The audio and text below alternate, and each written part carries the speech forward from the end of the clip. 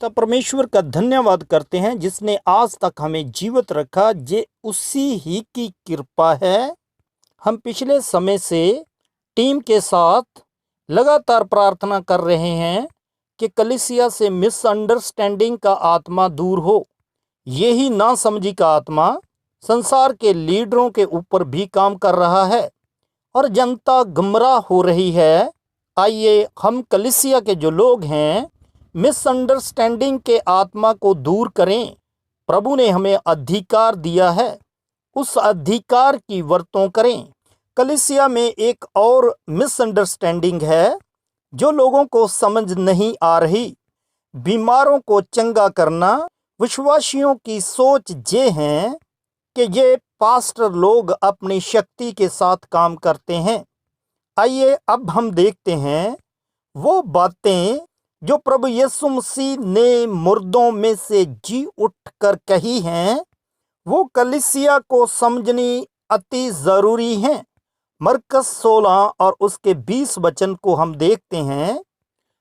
उन्होंने निकलकर हर जगह प्रचार किया और प्रभु उनके साथ काम करता रहा और उन चिन्हों के द्वारा जो साथ साथ होते थे वचन को दृढ़ करता रहा। आमीन। इस वचन का अर्थ गहरा है। जब प्रभु यीशु मसीह मुर्दों में से जी उठे थे तो उन्होंने अपने शिष्यों से कहा था, वचन को सीखते रहो। वचन को सीखना कभी भी बंद नहीं करना चाहिए।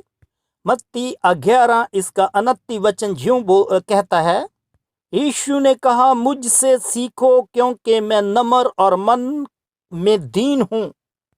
प्रभु जब भी सिखाते हैं तो वचन की बातें सिखाते हैं।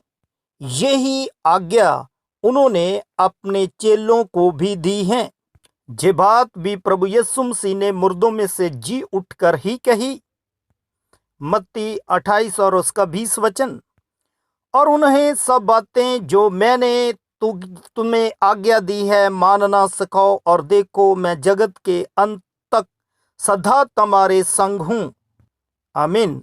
यदि प्रभु यीशु मसीह अपने चेलों के साथ है तो फिर बीमारों को चंगा करना जो हमारे साथ है उसका काम है। हमने सिंपल लोगों को वचन की शिक्षा देनी है, वचन को मानना सिखाना है।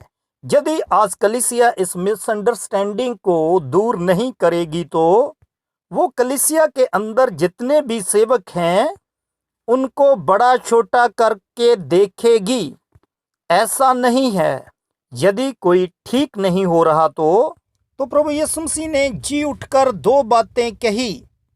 मरकस 16:14 में, और उनके अविश्वास और मन की कठोरता पर उल्हाना दिया, क्योंकि जिन्होंने उसके जी उठने के बाद उसे देखा था उन्होंने उनकी प्रतीतना की थी। अब ये दो बातें, अविश्वास और मन की कठोरता, यदि विश्वासी में बनी हुई है तो वो बीमारी से मुक्ति नहीं पा सकता।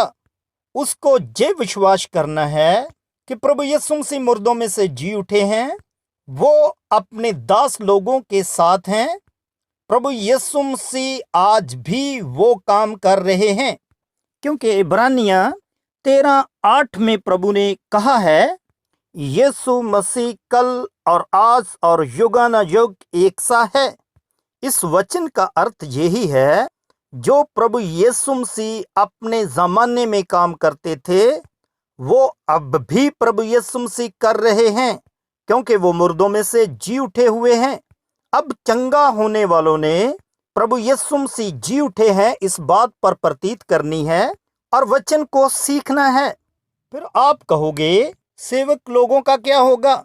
सेवक लोगों को प्रभु यीशु मसीह ने सिर्फ अधिकार दिया है और विश्वास करने वालों को भी अधिकार दिया है।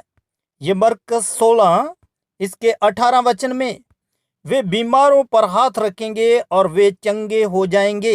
ये अधिकार सब विश्वास करने वालों को दिया गया है। जब हम वचन के अनुसार इस अधिकार की वर्तों करते हैं तो बीमारियों से लोग चंगा होते हैं।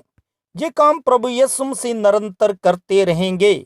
चंगाई के चमत्कारों को सोशल मीडिया में बताने की जरूरत नहीं होती, क्योंकि ये व्यक्ति का काम नहीं। यदि व्यक्ति का काम नहीं है तो प्रभु परमेश्वर सर्वव्यापी है, उसको चमत्कारों के एडवर्टाइज की भी जरूरत नहीं है। केवल इस बात की जरूरत है कि चंगा होने वाला इस बात को दृढ़ता के साथ जाने कि प्रभु यीशु मसीह जीवित है और उसका वचन अटल है और उसके वचन की शिक्षा स्वर्ग जाने के लिए लेनी है, अनंत जीवन पाने के लिए लेनी है, तो मरीज अवश्य चंगा होगा और किए गए चमत्कार से वो किसी मनुष्य की नहीं परमेश्वर की महिमा करेगा।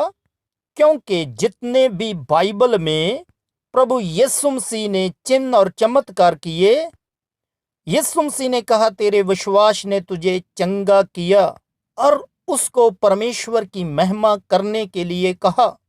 आइए इस वचन को हम समझें और दूसरों के साथ शेयर करें ताकि हम चंगाई के भेद को समझें।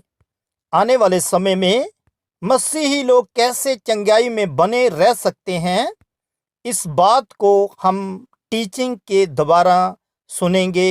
आमीन।